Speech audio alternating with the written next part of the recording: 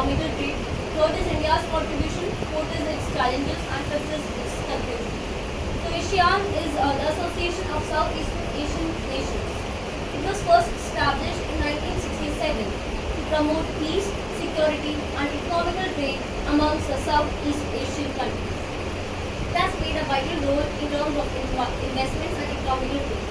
Speaking of economical trade, well, initially there were 5 countries, the founder countries with ASEAN, and in current times, according to 2024 statistics, there are 10 members in ASEAN, which are Brunei, Laos, Malaysia, Indonesia, Myanmar, Cambodia, and Singapore, Vietnam and Philippines.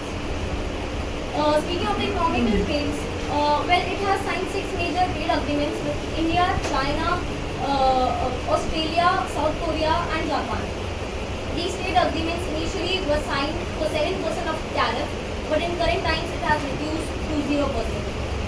It has also signed one of the largest trade agreement, which is known as RCEP, Regional Comprehensive Economic Trade, with the members Australia, China, South Korea, and Japan.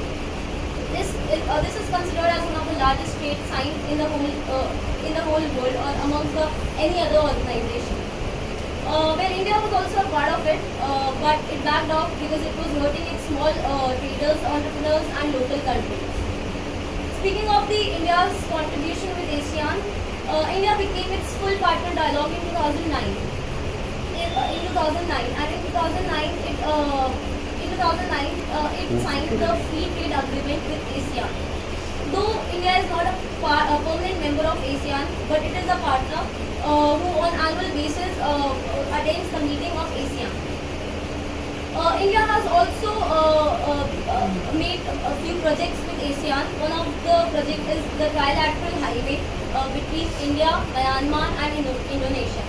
It has also a project called Galadan Port, which is located at the western boundaries of Myanmar. Speaking of the challenges which ASEAN is currently facing is, the first one is the economical instability amongst its members itself, like Singapore being the richest and Myanmar being the poorest.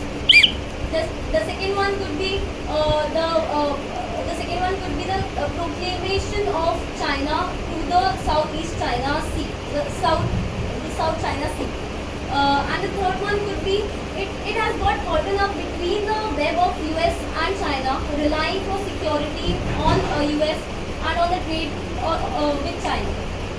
I believe, also speaking of the South China Sea, South China Sea is a sea located and shares the boundaries with the Philippines and Indonesia and Myanmar and China, where China claims the sea to be its.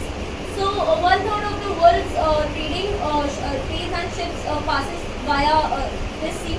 So it has exploited the ASEAN countries, though Cambodia is the only country which supports China because it is one of the largest economical partner with China. In conclusion, I would like to conclude that though ASEAN is a very good organization which contributes towards its southeastern as well as northeastern Asian countries, but I think its relationship with US and China, the balance between both the countries, will decide its future. Thank you.